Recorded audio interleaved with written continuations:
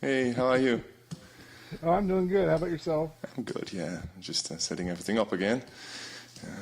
I had to move everything out for our gigs this weekend, so everything has been disconnected and all the cables are all over the place. I just call that spring cleaning sometimes. I had to do that last week because my cable service, which is my internet and my television and stuff, was flaky, and they had to make a new cable to run from the outside to my house. Oh, really? Yeah, which meant when they came in to service it, of course, they had to have access to things that are normally kind of buried.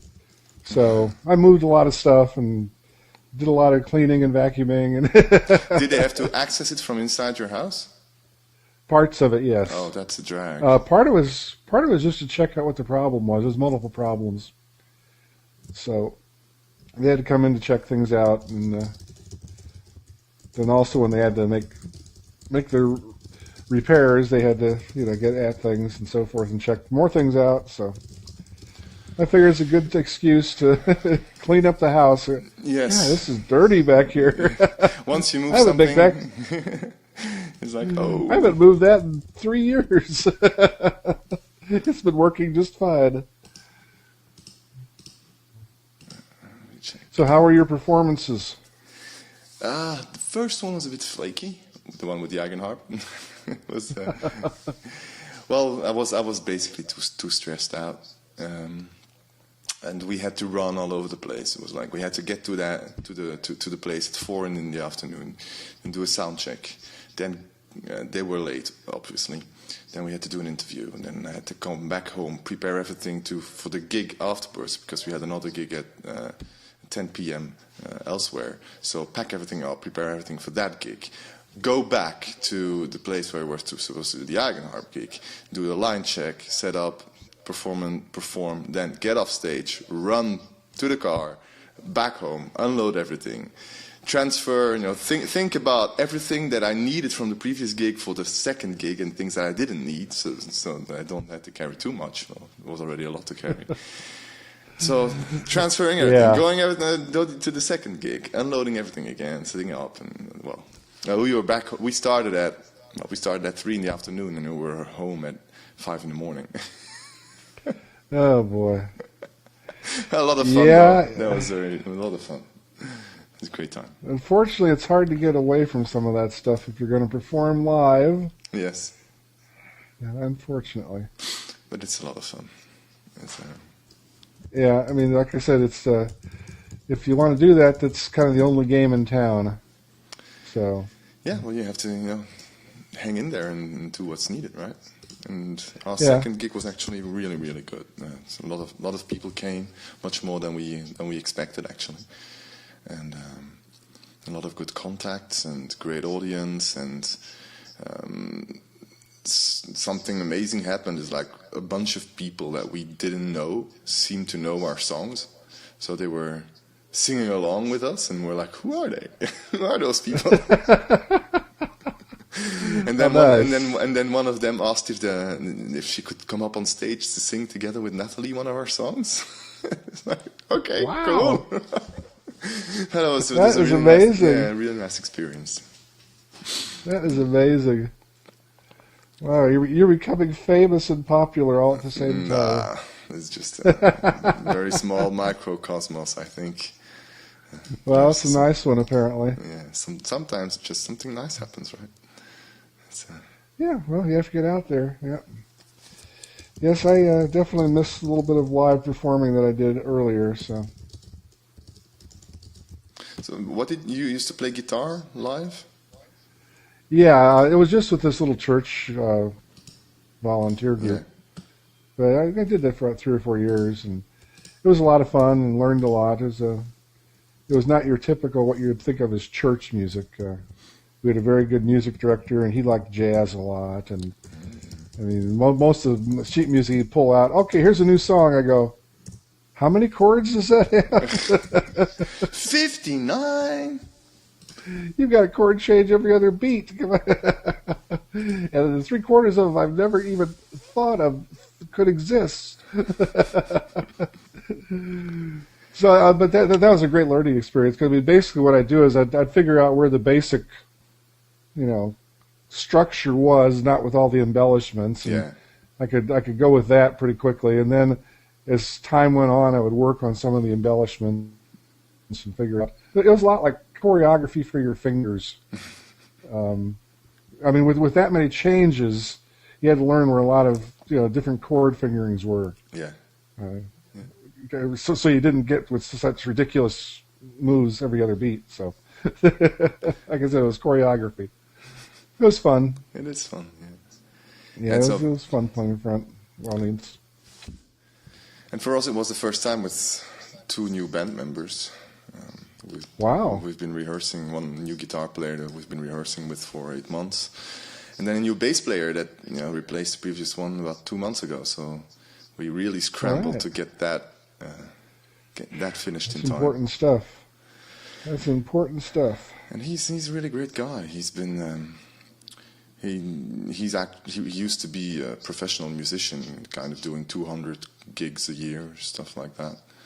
And so he really knows his stuff, and also produced some other people, and he's helped out quite a lot in rearranging some of the songs now, and giving those small little touches from someone with experience and with an external ear.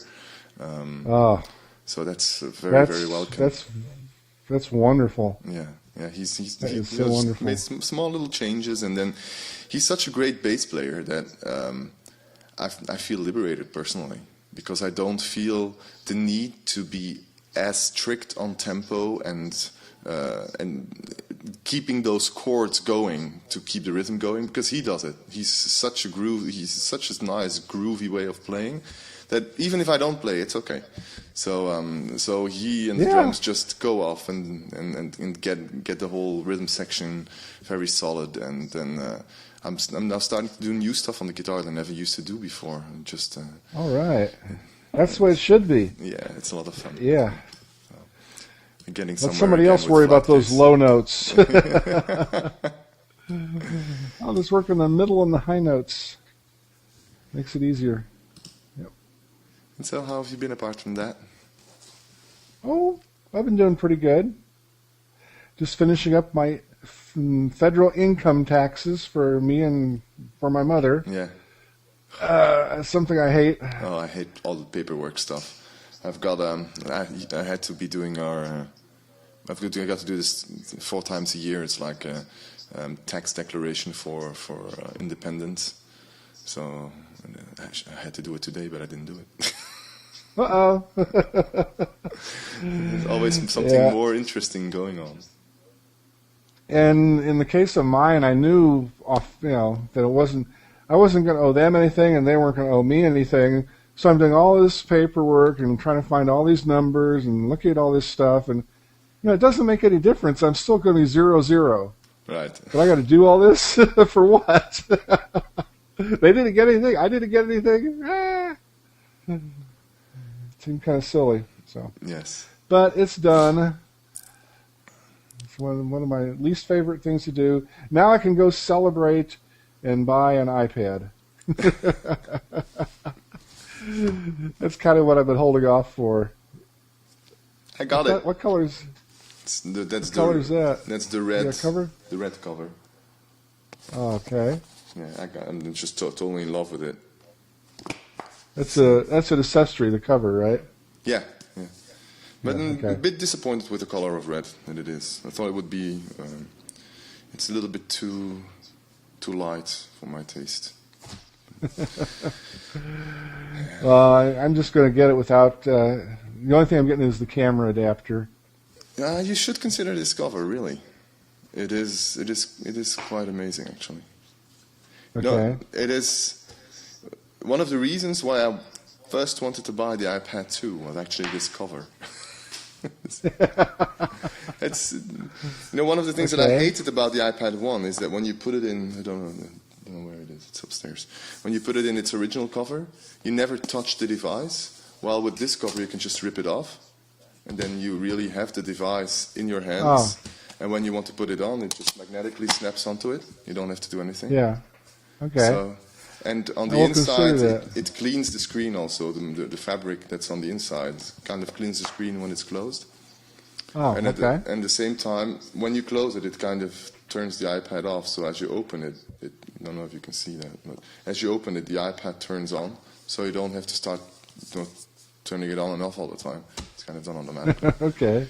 Looks interesting. Yeah, it's a very nice. And then you can kind of fold it up. That's, of course, the important part.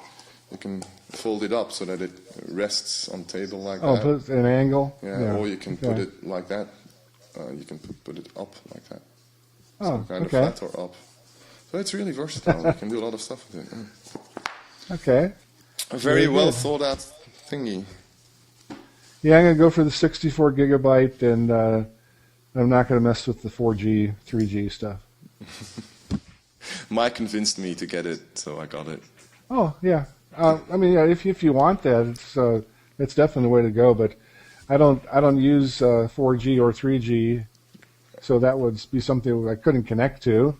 And as far as the GPS stuff, I really wasn't that interested in that. I have a GPS, which I never use, so why would I want two I never use? Yeah, well, I use GPS quite a lot, and it's frustrated me in the past to not have it on my iPad 1. It's oh yeah, because the GPS sucks so much out of the battery life that I actually don't want to use that on my mobile phone, because I consider my mobile phone to be a necessity, and if it's kind of flat, then I can't reach anyone anymore. So and I usually have my iPad with me, so I prefer than using GPS on the iPad, because it's got a much larger battery also, so it can hold on much longer. And a bigger picture. Yes, yes. At higher resolution now, if they use that. Well, that's works with you can really see that, that it's not, those apps are not high resolution yet. You don't see as much of the detail as you'd expect. But I'm going to go the extra route. I'm sure that will catch up, and it'll be nice to have the extra resolution. Oh, yeah. Oh, yeah. It's like for all the apps that use it now, it's really amazing. When I had to help Nathalie to configure, because I wiped out the first iPad and gave it to Nathalie. And so I had to show her the little things and how to configure it and stuff like that. And I really thought it had this impression do I have to wear glasses now? Because everything was so blurry. I was already used to that kind of resolution, and going back to the iPad 1 was like, huh? Why is that text so blurry? Well, I'm glad I waited. And now I've been reading from it for 2 years. But now it's like, don't want to go back. How did I use that old one? Yes. But I never enjoyed reading on it that much. I thought that the smaller characters were a bit difficult to read. And it's stage on the iPad also is amazing on it. Because it scales, it's vector graphics, right? It's Stage. And it's just so beautiful. Let's see if I can... Now, is that available right now, or is that only experimental? It's in beta. iPad. It's in beta version. I'm not sure how well you're going to see this. It's difficult to convey the resolution of this thing. Right. Okay. Yeah. Oh, yeah. Okay. That's real good. Yes, indeed. I look forward to that. Now you can see it more or less. Yeah. So even the tiny little numbers are actually readable. They're you see the bottom. That's great. The bottom of these little dials. Yeah. I put in very, very small labels for the numbers. Yeah. Well, they're actually now they're readable. In the previous, in the iPad 1, they're just totally blurry. You can't actually make out what the numbers are. And that's all a touch-operated screen now too. Yeah. You can, that's what I like, because on the MacBook Pro, I mean, you still got to kind of mouse around and stuff because you don't have a touch screen. So that's nice to have the touch screen. I like that too. That is going to be so nice. Yeah, I like that part. And the nice thing that what I like about this is, let's see if I can share the screen here. So if I, you can't, that's the problem, of course. You can't share two things at the same time. Let me see if I can, no, that's not going to work. That's a shame. I mean, if that was the only application, that would be enough for me to get one. Of course, it's not, but... It's multi-touch also. You can do two sliders at the same time. Yeah, two at the same time. And more even, yeah. And knobs and buttons and all that. Yeah, that's a much nicer way to work than working with the touchpad on the laptop. And the thing about Stage is that... now I can share, let me see if I can show this. See if it's going to be a pop-up window or not, because it's always the problem with pop-up windows, isn't it? Aha. So that's the version on that's Stage on the application itself, right? And if you go to the properties of the tab, I'm not so sure if you see this. No, you can't see it. Let me share that other part. Hang on. I have to reshare that. Screen share. Oh God, I can't do it. Why? Okay, well, I'm just gonna finish this off for people because someone might be watching this afterwards. There is an aspect ratio that you can set, so that actually you target a specific Stage tab for a specific device. So the tab that you were seeing was targeted for the iPad. But you can also create a tab that would be targeted for the iPhone and another tab that would be targeted for computer screen. And then you can kind of lay it out differently. And only the tabs that are intended to show on a specific device will show on that device. So you can have a tab that is not just 3 buttons on your iPhone, but just volume and pan or something like that. And then a complete mixer on your iPad, and then a whole synth setup, for example, on your computer. And they will all coordinate stuff together, and that's working very nicely. I like that. This is going to be part of 1.4, or does this have to go to 2 point something? That's already 1.4, but okay, 1.4. Okay. Yeah, but the iPhone app it's always the same little thing that we still have to do, but yeah, that's okay. That's okay. I'm not really there yet. Just starting in that direction, I guess. But so many things to do. Yes, totally. I've been working very hard on getting 2.0 towards stable now. It's looking at each tiny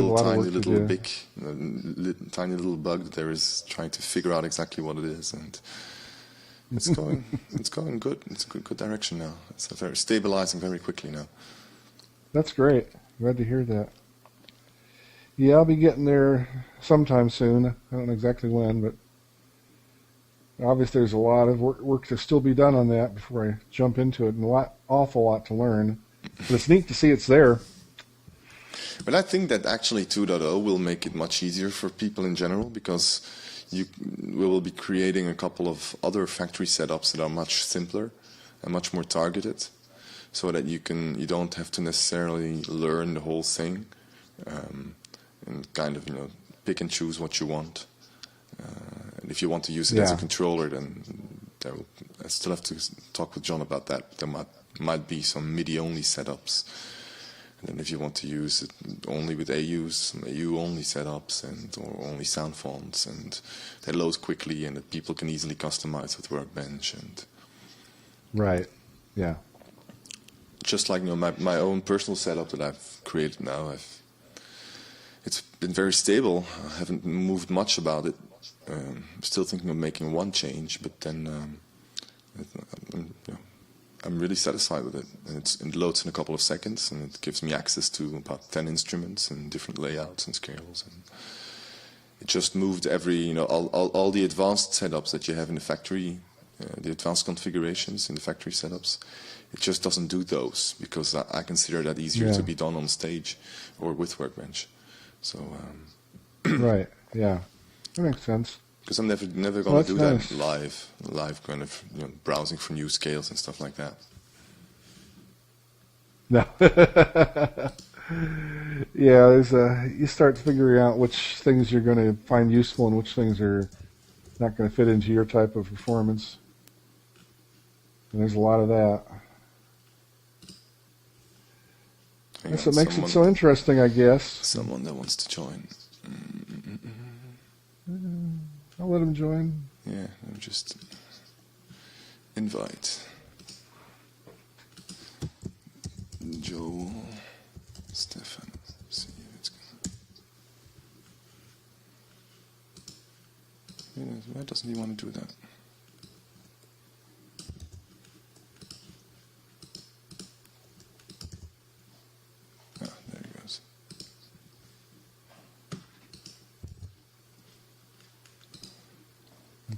I wasn't paying attention, and he paged me on Twitter.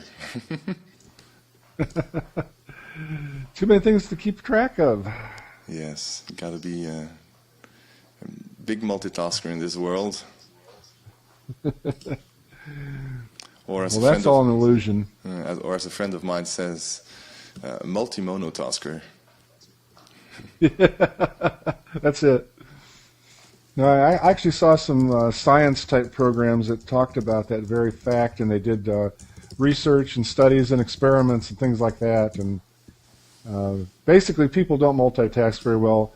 But some people delude themselves that they could multitask. Yes, it's just doing a lot of things very quickly, one after the other.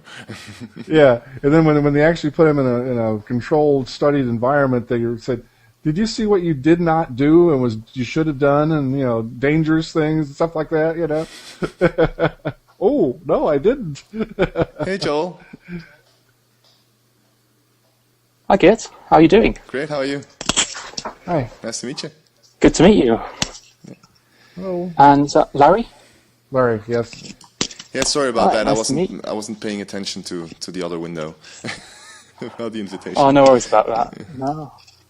Well, I've just bought the Bullet and I've rented a Tau. Yeah.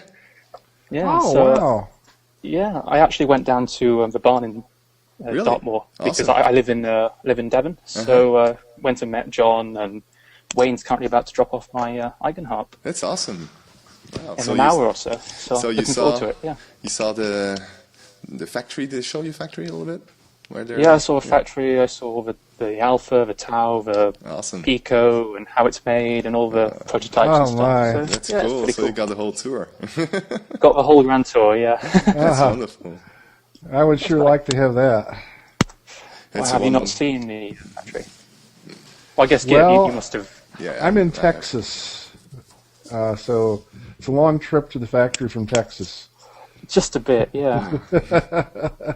It's I beautiful. did that. I place couldn't also. afford to buy the Alpha, so Well, you have to make choices in life, right? I think I'd rather have the Alpha than take the trip to I think it's a good choice. jolly old England. Definitely, yes. So you're a horn player? I see a picture of I yours. played trombone, yeah, that's Trombone, right, yeah. and piano. Okay, cool. So it's a good combination for the breath pipe and all the keys and stuff. Yes, so. yes. So you already have the two hands dissociation of the different movements and stuff like that, and from Yeah, the piano exactly. and breath from the trombone. That's cool. Yeah. So I just need to work out how to get it all set up and work out all the shapes and how it all fits together. well, you'll come up with, everyone is coming up with his own stuff, so you'll probably be showing us some shapes pretty soon. Right. I guess. Yeah, I mean, I was looking at all the key groups and how it sort of sits together. Yeah. And I'm someone who likes to have sort of all the notes at my disposal. Yes. So I'd probably be looking at something like a chromatic setup where I've got all the notes set up and it's all there, which I can go Right, to. So I'm just wondering what you use. Well, I've personally, I use two different setups. One that I created where I have exactly that. It's a chromatic setup without any repeating notes. Because by default, the Eigenharp is set up a little bit like a guitar, so that at certain intervals you kind of have notes that repeat themselves on the courses. That kind of restricts the range of the instrument, since you have a lot of duplication of notes. The nice aspect of that is that you can take a shape and move it around anywhere, and kind of always know that you're in a particular chord or a particular scale. Well, say I'm on the tau. What's the range if it's duplicated? So I guess you've only got what you've got with the. How big is it? It goes down to about 14. Oh, we've lost Git. Yeah, no, just gonna take the tau because I don't play it that much. Oh, okay. So you've got. So what is it? 20, I think, right? 20. 1, 2, 3, 4, 5, 6, 7, 8, 9, 10. 16. So 16 and then 20, the longest one. So the first 2 rows is 16 and this is 20. So 16, that's one and a third octave plus another 12. So you get about three octaves out of it on chromatic. But you have set up so it's not repeating. Yeah, but I have that set up on the alpha. But you can look at making that on the tau also. There was someone else on the forum actually that is I saw that said that he wanted to experiment with that. But I don't play the tau that much, so it's probably some other player that might help you with that. Yeah. So. Or I'll just work it out on my own, just see what I can come up with. Oh yeah. So that's one of the setups that I use. It has no duplicated notes, and on the alpha I almost have 8 octaves in range, which is even very more nice. Yeah.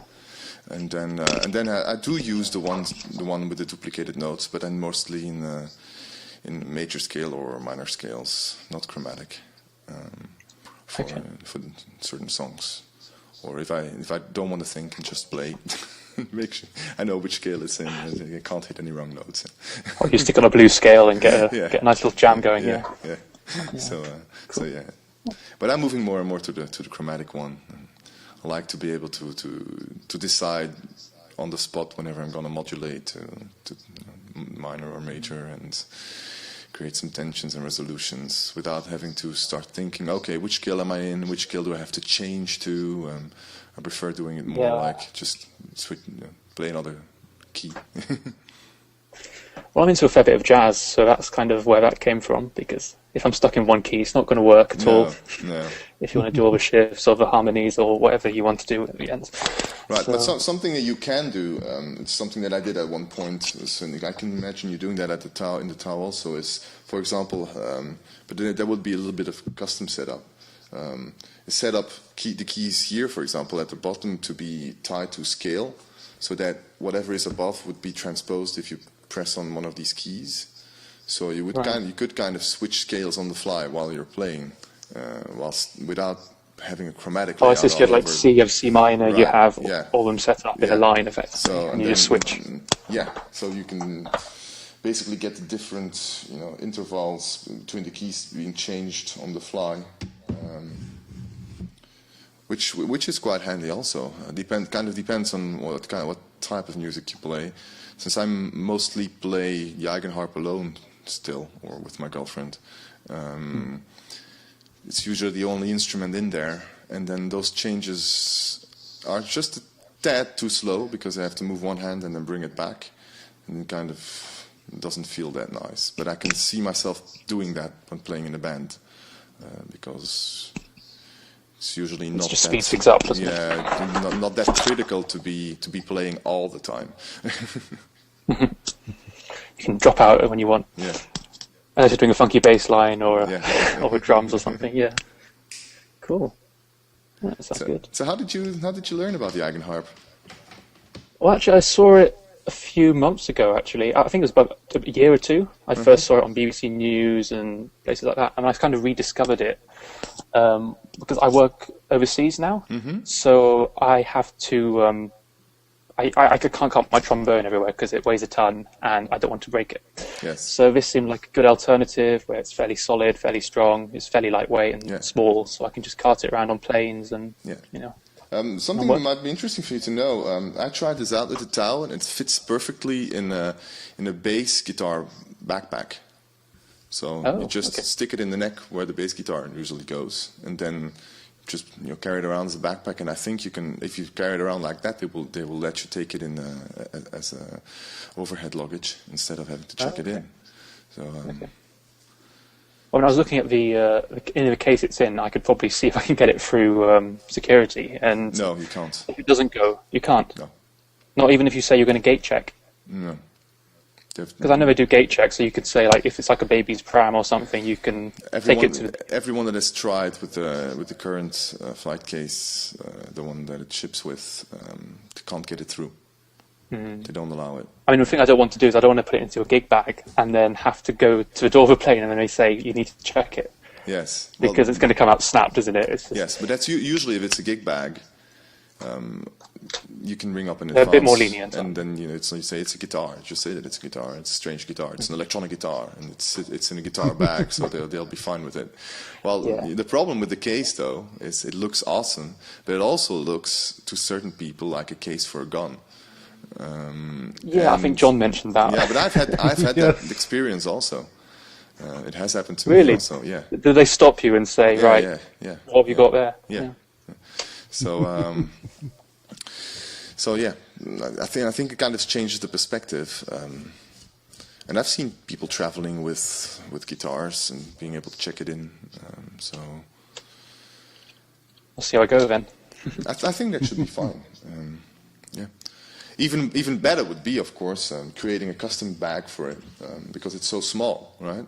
You don't need that much. It only needs this width. So, and that would definitely fit into any overhead compartment. You can even put it on top of other bags without encumbering anyone. I'll get my sewing machine out then. Yeah. There you go. I'm gonna put this back. Cool. All right.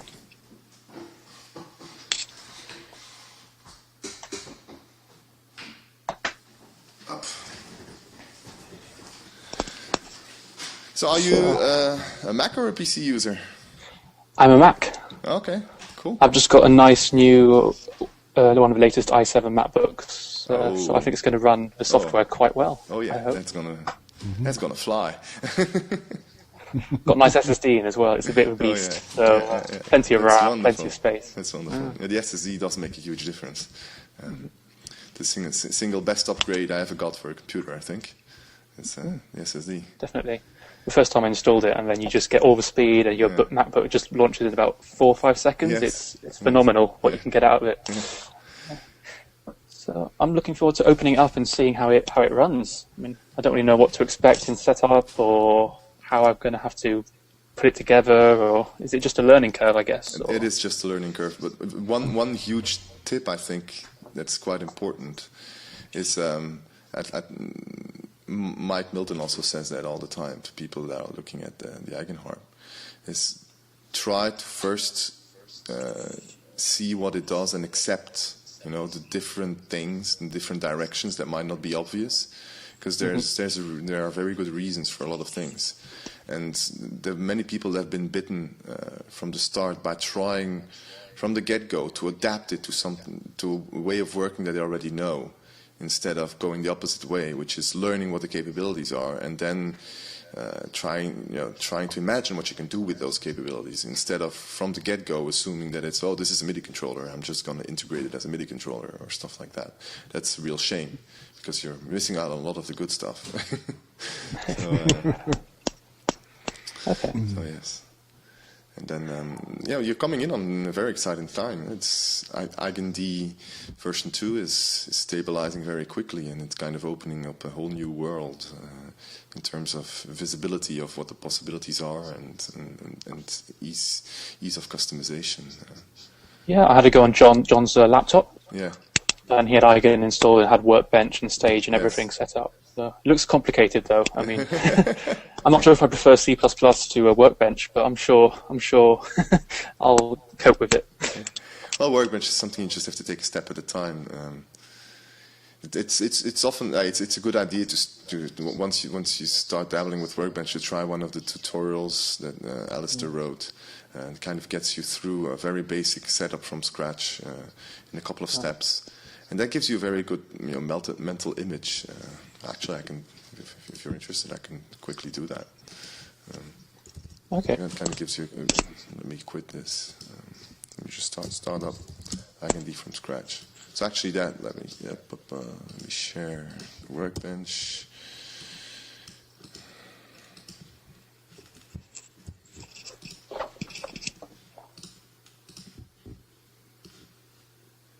So can you see there that? we go. Yeah. Yep. Ta-da. So that's Workbench. Just optimize the space a bit. So that's when It looks you a start bit bare. Yes, no, it's very bare. Got some keyboard shortcuts to easily move stuff around. That's with the space bar. And then you can just start and say, I'm going to create a new agent. Now there's a pop-up window that you can't see, but there's a list of agents showing normally now. Right. So, and I'm creating an agent that's an alpha manager, which will detect when the alpha is plugged in. So it's quite neat little thing. So you will use the alpha manager for the tau also. But if you turn off the alpha, for example, you will see it disappear. Then when you turn it on again, it will reappear in the Workbench. So that is kind of dynamic. And so in effectively, those little text bits are bits of code, right? Which manage all the different aspects of all the different ones. We call that agents. It's a little bit like plugins, but there is no host environment really. Everything that happens is done by an agent. So they just agree on the way on a way of talking to each other. So this is the alpha keyboard, and basically what you do is, and you create a first key group, and then you connect the alpha to the key group. And what is a key group? Key group is two things. Basically, it's a way of organizing the keys on your instrument, and also a multi-way switch. So you've got all these wires of information coming into the key group. Then you can create different outputs that it can switch amongst. So, for example, so let's say I only have one output now because I'm not going to do anything fancy. And then out of this output, you can see that you get the same kind of information as you have here. So when that output is active, the information will flow through. And then you just put other agent after it, for example, a scaler, which will turn that key information into scale information. So it takes, let me see if I can connect the roll output also to key pitch bends. So now it will create frequencies based on the key that you press and the inclination of the key. So you will get a frequency output. I see. So, cool. So it's like taking the role of the how you're touching the key, yes, and then just sort of moving it into different agents, as you call them. And then you just move that into what you want. For example, let's say an audio unit. So you take the audio unit, take the outputs of the scaler into the audio unit, so it goes into here. And then we're almost done. You're almost built an entire setup. Just two more agents. The first is a summer. Why a summer? Because in EigenD it keeps a polyphony of all the audio channels preserved at all times. So at one point you need to decide, okay, no, I'm going to sum it all down into a certain set of audio channels to go out my audio interface. So let's say that, so in this audio unit I have two output channels. I'm taking the audio output channels into the inputs of the summer, and then we create an audio output, which will be your audio interface. Then you connect the outputs to the inputs here, and you're done. So you built the first totally working setup, which is basically from scratch, from the keyboard over a multi-way switch where you can change layouts of the keys any which way you like, to something that turns the key information into musical notes, frequencies, into something that generates sounds. This could be an oscillator or a sample player, or in this case an audio unit. And then something to sum the audio together, and then the output of your audio interface. And that's it. And then you can build upon that stuff, of course. Wow. So it's actually really quite intuitive and quick. Yes, once you know how to use everything. Yeah. Once you start going into the more complicated stuff, it can become a little bit overwhelming if you didn't build the setup yourself, I'd say, or if you don't know what to be looking at or looking for.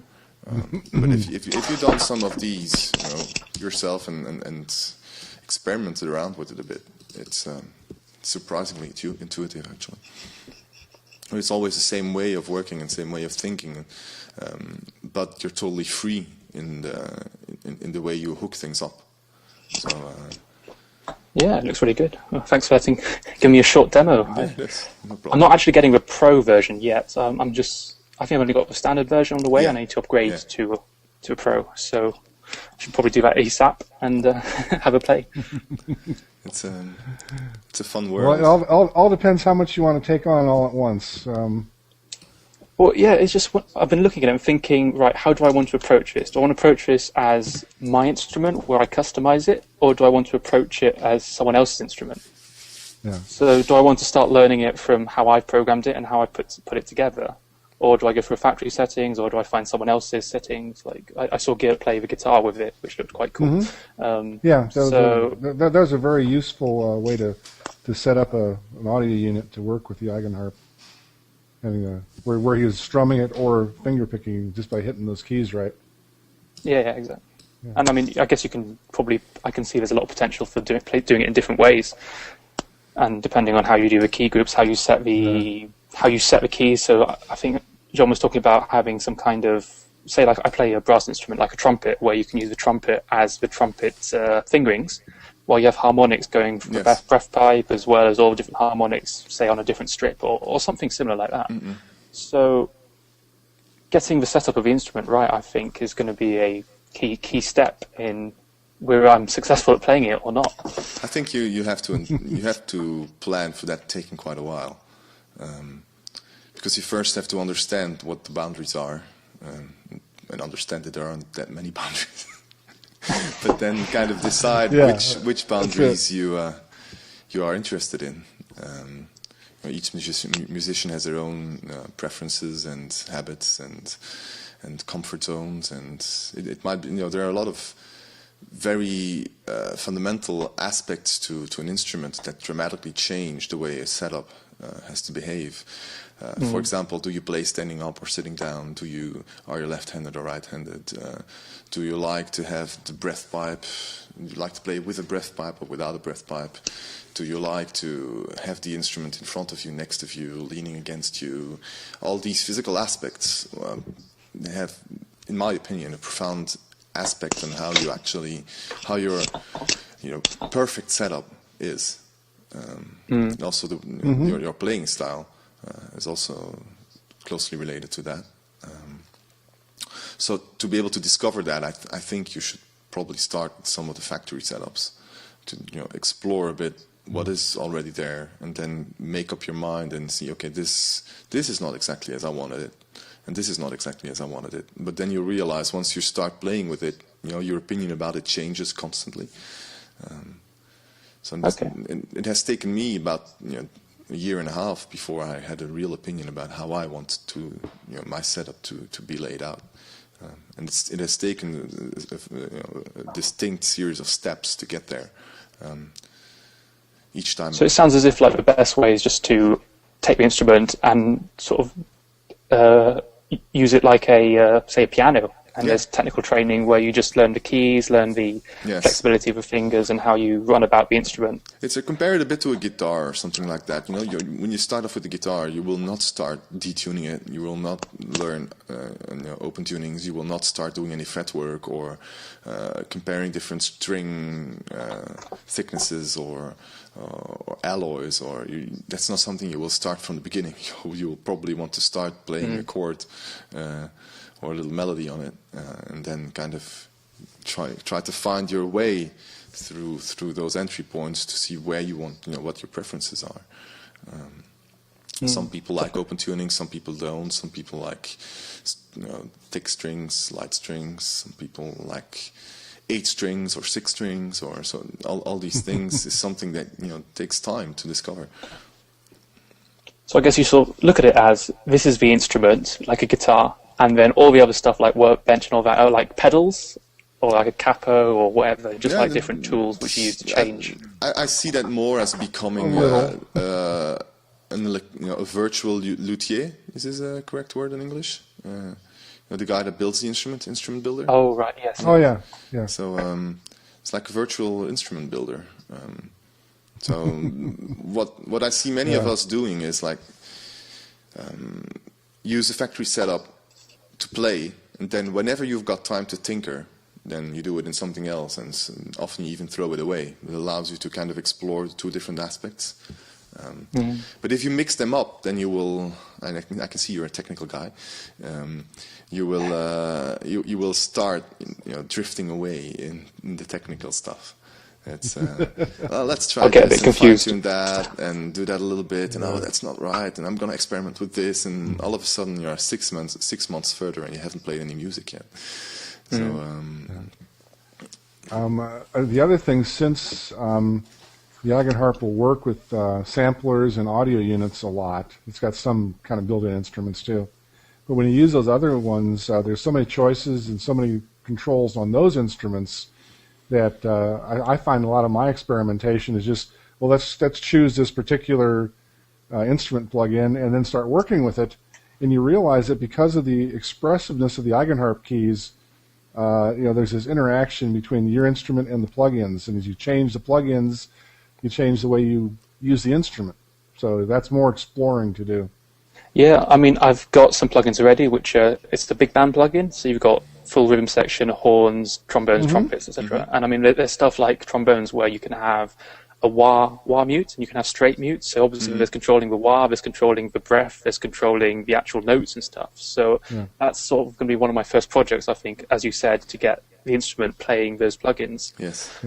I think. Yeah, you can make the keys start doing some of those effects for you, since you can push the key, you can also roll the key, you can also what they call yaw the key. So those can be tied to different parameters of your sounds, and you can also scale how sensitive they are. So Or There's a lot all of sorts of stuff. based on pressure, you can do a lot of interesting things also. If light touch will be more muted, and as you gradually increase the touch, it will kind of become a more open sound. And so all these things, as Larry says, take quite a while to explore and to set up. It's like when you start thinking about it, there's just more and more stuff which comes out. I mean, like I've completely forgot about the yaw and the roll as that. It's just, Yes, there's a lot. it's a lot. Yeah. It is.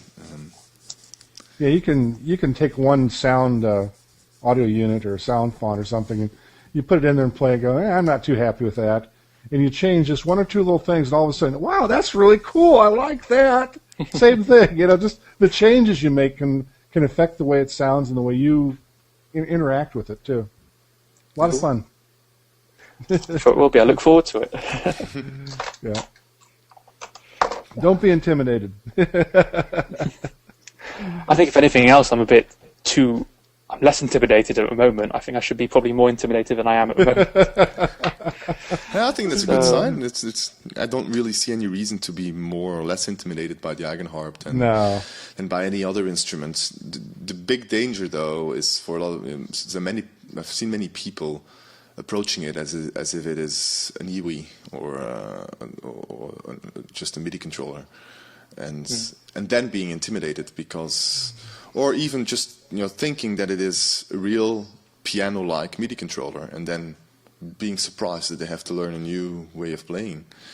It's a very strange reaction, but quite a large number of people that I've seen having that reaction. However, if you look at it as it's supposed to be, which is it's another instrument, so then I actually think it is much less intimidating than a guitar. Definitely. If I compare the reaction of my kids to the Eigenharp to their reaction to the guitar, it's galaxies apart. First reaction on the guitar is, those strings hurt, and that's really hard. And do I really have to press down that much? And I can't get this sound to stay steady. And Wow. and I'm touching all the strings at the same time. I just want to have this chord played. And there's a whole bunch of things that people have to struggle with. Whereas on the Eigenharp, they literally just touch the keys and you've got a sound. Yeah, and they're just off with The it. first time I played it was just ridiculous. So you just touch it and it just makes a noise. Yes. I wasn't expecting that. I was expecting buttons or something like that or something. Yeah, that's what a lot of people are surprised when they touch the keys. It's like, wow. It wasn't what I was expecting. Yeah. Yeah. Well, I'm glad you were able to try one in person, because some of us just had to take a leap of faith and do it without ever having seen or played one in person. So. Yeah, you did. I'm crazy, but I'm glad I did. Well, you definitely made a good choice, because when you bought it, it's actually perfect price and good timing for the models that were available at that time. As the economy is going down, we're having to restrict the options a little bit, because too many primary materials are getting so ridiculously expensive. Metals. Well, I know this is crazy. I mean, going to the barn is the case of seeing how the economy is really effective. Say, like these new startups. Yeah. It's crazy how John was saying, right? You had 60 employees in the company, and now we're down to the bare minimum to run it. It's crazy. Let's just hope things pick up, right? That's right. I'm very hopeful for the Eigenharp. Still am. When I joined the company, I immediately told John, it's like, I don't think this will. You have to expect this to take off before another 5 years. It just needs to spread. People need to talk about it. People need to see other people play it live on stage. It has to get out there. It's a look at yourself. You heard about it 2 years ago, and then it kind of went away to the back of your mind, and then you probably saw it somewhere again. And then it's like, oh wow, I've forgotten about this. It's still around. Wow, it looks cool. And actually, I think it was someone mentioned a wind controller, one of my friends, and I just thought, I've seen something like this before. Yeah. So I was on Google typing in wind harp controller harp. Oh, Eigenharp, that's the one. And then I thought, oh, cool. There we go. All right. So I think there are a lot of little seeds like that that are planted and that just need to come to fruition. So. It just needs that community, doesn't it? You just need to be able to, like Ultimate Guitar, say, go on and see songs on there, or see that you can just play it and see more videos. Because one thing I looked at was when I was on YouTube, I was expecting far more Eigenharp videos, but I couldn't find that many. I mean, I saw yourself play a few tunes, but I mean, I think it was only about 10 or 20 or something like that. Yeah, that's probably so. I wish there was a bit more videos so people could see what the instrument can actually do. But if you compare that with something like, for example, say, the Continuum, try to look for videos about the Continuum, and there are quite a bit of Continuum players out there. There are almost no videos. I think there's maybe 5 videos in total. Same for the Harpagee. Same for a lot of alternative instruments, it's kind of the case. Because, just like with any instrument, it takes time to be proficient with it.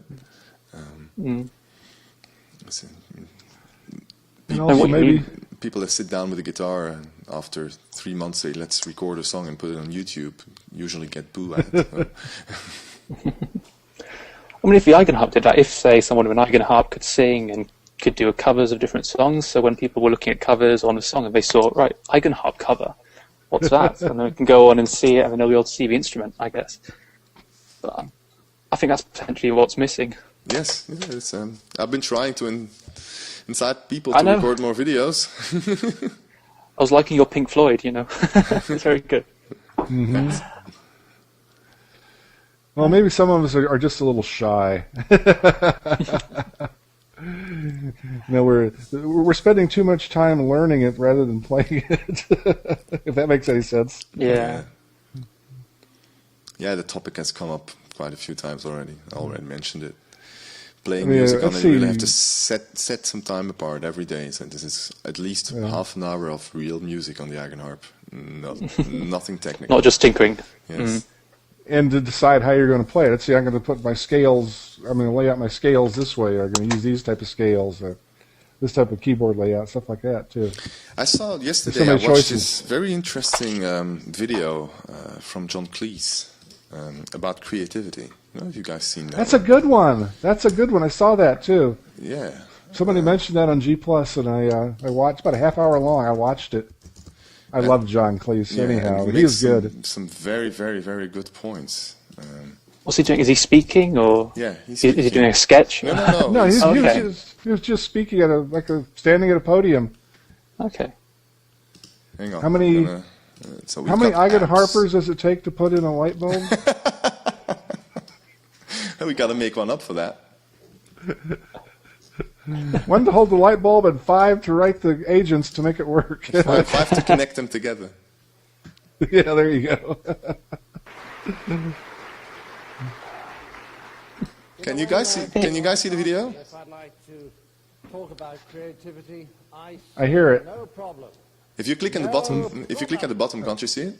Because telling Where is people it? how to be creative The apps section. is only being it. Oh, in YouTube. Oh, And I knew it would be particularly easy for me because I spent the last 25 years watching how various So that's creative the people video, produce their stuff and being fascinated to see if I could figure out what makes folk, including me, more creative.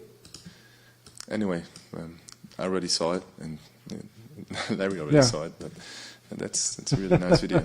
I don't know how to make this work like that, but that's okay. I'm back to regular here, so. So it's just. I think this is the sharing mode of Google Hangout, isn't it? Where you Yeah. can watch the same video. Yeah. Yeah. So it's John Cleese on creativity. If you want to learn more about that, I think the most important point he makes,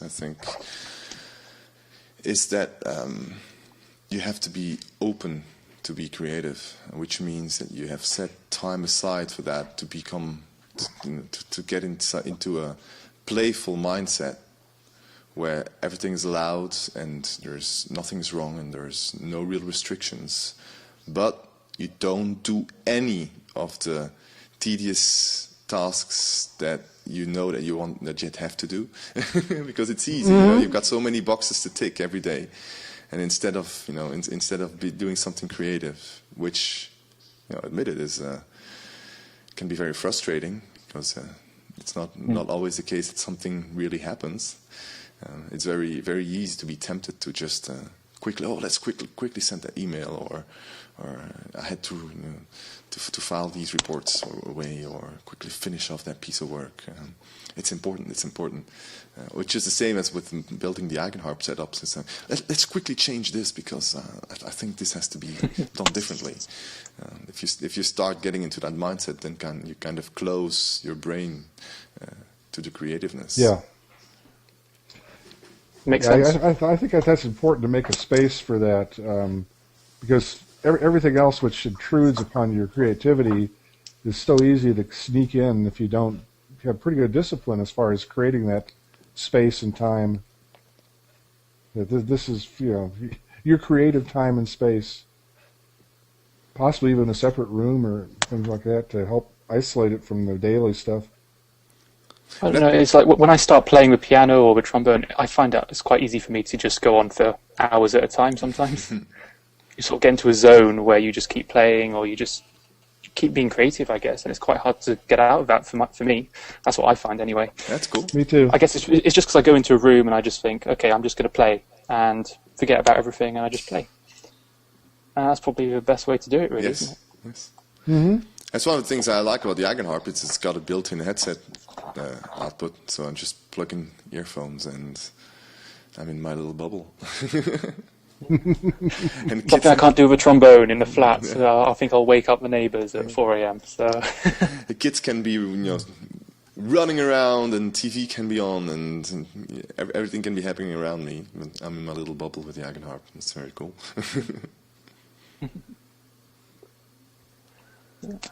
it's a bit quiet today, isn't it? It is, yeah. More people have come on. Yeah, usually there's a bit more people. There's a bunch of people that have been doing stuff. Just comes and goes, I guess. I wasn't there last week, so maybe people kind of expected it to be done or something. I don't know. Maybe they went to a pub. Yeah. There should be another hangout on Wednesdays at 2 o'clock Central Time, whatever that is. Central Daylight Time here in the United States. This started at 9 o'clock Central Daylight Time today. So 5 hours after. 5 hours out. Yeah. So there's another one at 2 o'clock on Wednesdays that we have sometimes. Sometimes nobody makes it. I didn't make it last time because I didn't have a cable connection because they were putting new cable in the ground. between Oh. I was No definitely internet. disconnected. So yeah, Joel, I forgot to mention that to you. This one is actually recorded. I don't know if you're aware of that.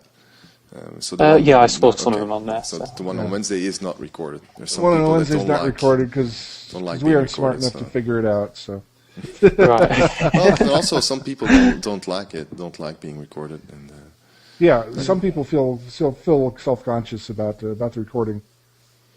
Oh, that's something I don't mind. I mean, I've put YouTubes of me playing stuff on YouTube, and it's not a problem. okay. Yeah, the recording doesn't bother me. It's when I watch the recording of me that's the problem. As long as I don't watch the recording, it's fine. I'll tell you what, I'll get a go, recording, and in a week's time I'll play it for you, and then you can enjoy that.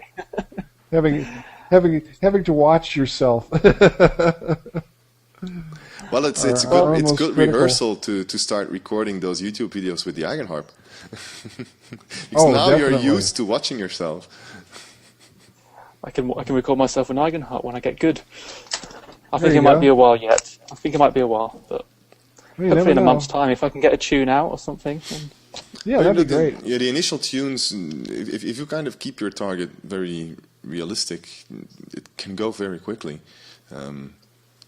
Well, my target at the moment is to be able to sight read a piece of piano music on the Eigenharp. Yeah, I think that's probably a 1 little year. unrealistic. Yeah, 1 year. Yeah.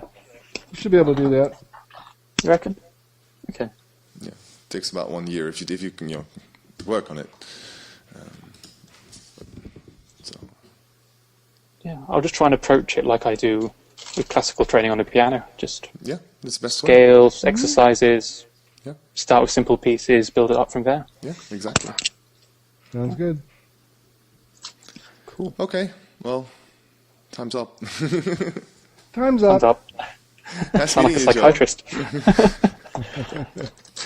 It's, Yeah, nice meeting you, And- you all, and I probably will Nice catch up meeting with you. you in another Looking forward another to- hangout maybe. Yeah, cool. Yeah. Well, every Yeah, Monday. you're always It's, welcome.